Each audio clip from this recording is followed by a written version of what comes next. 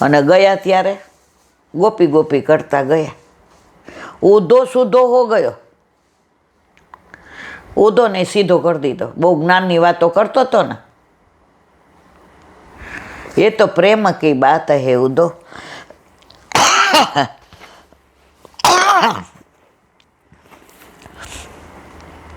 મહાદેવજીને સ્વયં ગોપી બની વૃંદાવનમાં આવેલ બંસી બટ પર ગોપેશ્વર મહાદેવના રૂપમાં રાસલીલામાં પ્રવેશ કરી મહારાસને પોતાના ત્રણેય નેત્રો વડે રસ પ્રાપ્ત કરતા જોયેલા. આજે પણ ગોપેશ્વર મહાદેવ ગોપી રૂપે બિરાજે છે. બોલો વલ્લભા વલ્લભાધીશ. દયારામભાઈના ચંદ્રાવલા અર્ચન ભક્તિની વાતો કરીએ છીએ. હવે આગળ સેવા છે મુખ્ય ધર્મ, એને ત્યજાય નહીં. વલ્લભના નામને હો માળા છે ડોકમાં, સેવા છોડાય નહીં સત્સંગ ત્યજાય નહીં. સેવા છોડાય નહીં સત્સંગ ત્યજાય નહીં.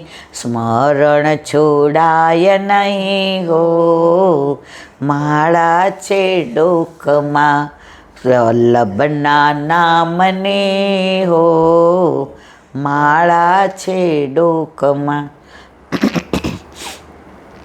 તમે સેવા ન કરો તો સ્નેહ કેવી રીતે પ્રગટ કરી શકો? પ્રભુને પ્રેમ કરો છો. આપણા દીકરાને સરસ રસોઈ બનાવીને દઈએ એટલે તરત કે મમ્મી તાર તબિયત નથી હારે તોય તું મને કેટલો બધો પ્રેમ કરે છે, મને ભાવતું બનાવે છે. આ પ્રેમ વ્યક્ત કર્યો ને. એનો બર્થડે હોય ને આપણે એના માટે મસ્ત ટી શર્ટ લાવીએ બ્રાન્ડેડ. મમ્મી તને કેવી રીતે ખબર મને બ્લુ કલરનો ટી શર્ટ ગમે છે? આપણે ભાવ વ્યક્ત કર્યો, એ ફીલ કરે. એમ ઘરમાં પ્રભુ બિરાજતા હોય તો નવી વસ્તુ જોઈએ તો ઠાકોરજી યાદ આવે. તમે કાલે જ કીધું કે ઓલી માંડવી જોઈતી હો મેં, પણ મને પલાળેલી લાગી ને એટલે હું ન લાવ્યો. તો નવી વસ્તુ જોઈએ તો યાદ કોણ આવે? ઠાકોરજી આવે ને. પણ ઘરમાં પ્રભુ ન હોય તો યાદ આવે? આજ તમે છોકરાઓને કીધું કે હવે વરસાદ પડશે તે કેરી ખરાબ થઈ જશે, 1-2 બોક્સ લાવી દો. ઠાકોરજીની કેરીની સિઝનમાં કેરી બહુ ભાવે. તો પ્રભુ ઘરમાં બિરાજે છે તમને વિચાર આવ્યો ને? ઘરમાં ન હોય તો વિચાર આવે? આપણે લૌકિકમાંય મા બહેના હોય ને ક્યાંય જાય ને,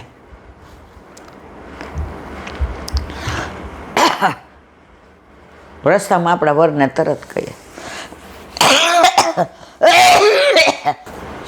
અલા ઊભી રાખો ને એક ચોકલેટ. ક્યાંય ગયા હોય ને ગાડીમાં તરત ઊભી રાખો, એક ચોકલેટ લઈ લ્યો ને. આપણે જાશો તો લાલ્યો રાજી થઈ જશે. કેવો લૌકિક દીકરો યાદ આવ્યો. ઘરમાં છે મા બહેના છે તો ઘરમાં ઠાકોરજી હોય, નવા નવા જાંબુ આવે તો મનમાં શું વિચાર આવે? ચાખતા નહીં હોય એમને લેજો, આપણે ઠાકોરજી માટે લેવાના છે. તો પ્રભુ ઘરમાં હોય તો 24 કલાકમાં કોઈ પણ કારણથી 24 વાર તો યાદ આવે આવે ના આવે. આજે આપણે જમીને પેલો રસોડામાં કચરો કાઢતા હોય ને ઠાકોરજીને સગુન ધ્યાન રાખજો બેટા, ત્યાં ઠાકોરજીને મંદિર સુધી ઉડે નહીં. યાદ કોણ આવ્યું? બેટા ટેરો બરોબર કર દે, તાર પગ નો અડે, ધ્યાન રાખજે. કોણ યાદ આવ્યું? માળા જે કરવા છે લાવ ને બેટા બધું. કોણ યાદ આવ્યું? તો ઘરમાં પ્રભુ હોય ને, તમે કરો કે ના કરો ઠાકોરજી તમને યાદ કરે છે એટલે તમને આ યાદ આવે છે. આપણે પ્રભુને યાદ કરીએ એ મર્યાદા, પ્રભુ આપણને યાદ કરે પુષ્ટિ. ઓચિંતાનું કોઈ આવે એટલે બેન હાલો ગાડીમાં જગ્યા છે, અહીંયા જે જેના વચનામૃત સાંભળવા. અરે મારો ડ્રેસો જો, અરે ઓળખે જ બધા, બેસી જાવ છાનમાંના. અને સત્સંગમાં જવાનું મન થયું તો ઠાકોરજી આપણને યાદ કર્યા, તું આવ આ પુષ્ટિ માર્ગીય અર્ચન ભક્તિ સેવામાં જ આવી જાય છે. એકમાં જ સર્વ છે, તેથી જુદા જુદા દેવોની ઉપાસના કે આહ્વાન કરવાની જરૂર પડતી નથી. ઓલા કરે ને યજ્ઞ ને એમાં બધા દેવને બોલાવે. હવે ગણપતિજીનું આહ્વાન કરો, હવે વિષ્ણુનું આહ્વાન કરો, હવે તમારા કુળદેવીનું આ બધાને બોલાવે ને પછી બધાનું વિસર્જન. આપણે તો એકમાં જ બધાય આવી જાય, આહ્વાન કરવાની જરૂર જ નહીં. આસક્તિ એક બાર જો આતી है फिर जा नहीं सकती, वो આપણો પ્રભુ છે. મર્યાદા રીતે જે દેવનું અર્ચન કરવું હોય તેનું આહ્વાન કરે અને પૂજા પૂરી થાય એટલે વિસર્જન કરે. આ રીત છે. આમ એક પછી એક અનેક દેવોની પૂજા કરવાનું હોય છે. આપણે એક જ પુષ્ટિમાં એકમાં અનેક સમાયેલા છે, તેથી બીજાની જરૂર નથી. તેથી પ્રભુને જ સર્વસ્વ જાણવા, તેનું ધ્યાન ધરવું, તેમની જ સેવા કરવી. હરિનામ સર્વ દુઃખ હરતા છે, તેથી ધ્યાન, જ્ઞાન અને સેવા આમાં અર્ચન ભક્તિ આવી. પુષ્ટિમાં સર્વાત્મા ભાવ છે. પુષ્ટિભક્ત કોઈનું બુરું કરે નહીં, તેમ ચાહે પણ નહીં. એ એનામાંથી ઊંચો આવે તો બીજી વાત જુએ ને. એને કોઈ ઉપર દ્વેષ ના આવે, એને ક્યારેય એવું ન થાય આણે મારું ખરાબ બોલ્યું તો એનું થાય. પ્રભુની લીલા તથૈવ લીલેથી સતત શ્રી કૃષ્ણ શરણમાં. ઉલટાનું અવગુણ ઉપર ગુણ કરે તે પુષ્ટિ રીત છે. પાપ પુણ્ય કોને કહેવા?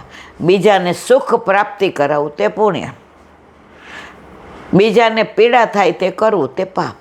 આ વિકલ્પોને જાણનારાને તે પુષ્ટિભક્ત દ્રષ્ટાંત જુઓ. હવે દ્રષ્ટાંત બોલો વલ્લભાતી.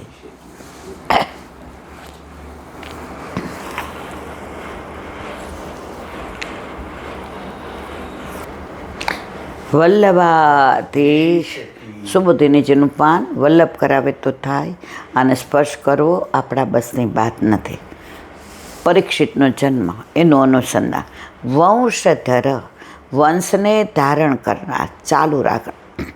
એને આગળ પુત્રો થશે એમ જણાવ્યું છે. પાંડુનો વંશ નાશ જ પામ્યો હતી, એની આ ગર્ભ દ્વારા રક્ષા થઈ. તેથી નિત્ય આના ઉપર આધાર રાખતા હોવાથી સમાસ થઈ ન શકે એવા શબ્દનો સમાસ કર્યો છે. મોટો પુત્ર ધૃતરાષ્ટ્ર ચક્ષુહીન હતો, માટે રાજા થવા યોગ્ય ન હતો. માટે રાજ્ય ચલાવવા માટે યોગ્ય પુત્રની કામનાથી જ પાંડુનો જન્મ થયો હતો. તે જ પ્રમાણે પાંડવો ભગવાન સાથે વૈકુંઠ જવાના હોવાથી રાજા થવા માટે જ પરીક્ષિતનો જન્મ થયો છે, એવો અર્થ અહીં થાય છે. પાંડુરિવોજસા, ઓજસાય પાંડુ તુલ્ય. બળમાં પણ તે પાંડુ સમાન હતો. જન્મ પ્રસંગને ઉચિત કાર્ય કર્યું તેનું નિરૂપણ કરે છે. જો કે ગર્ભ કે બીજ સંબંધી આ બાળકમાં કોઈ પાપ નથી, છતાં પણ જન્મના પ્રસંગે આત્મસંસ્કાર કરવા જોઈએ. એવા મત પ્રમાણે જાતકના 48 સંસ્કાર કરવાનું વિધાન છે. એમાં જાતકર્મ સંસ્કારનો સમાવેશ થાય છે. જેનો રાજા તરીકે અભિષેક થયો હોય તે આ કાર્ય કરી શકે નહીં. તેથી વિપ્રો પાસે જાતક કર્મ કરાવવું એમ કહ્યું છે. ધૌમ્ય એટલે પાંડવોના પુરોહિત હતા. કૃપ એટલે વંશ પરાગત ગોર હતા.